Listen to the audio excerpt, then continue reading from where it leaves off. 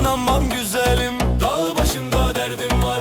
Aman aman güzelim, dağ başında derdim var. Yar dedim de dönmedin, gözlerim hep yoldadır.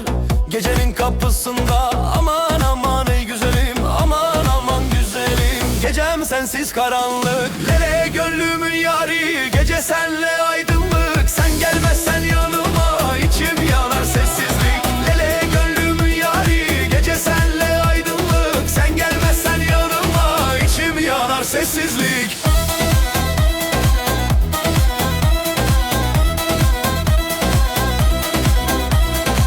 Hey hey,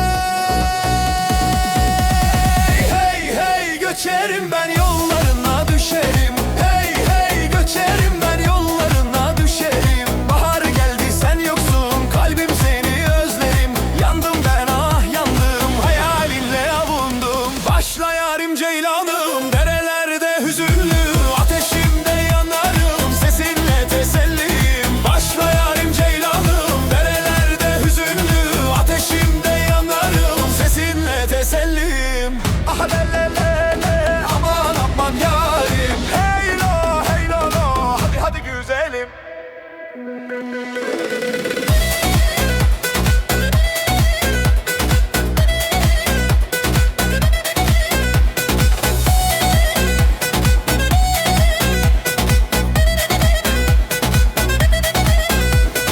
Sen çıktın o dağlara, rüzgar aldı sesini. Sen çıktın o dağlara, yüreğimde izini.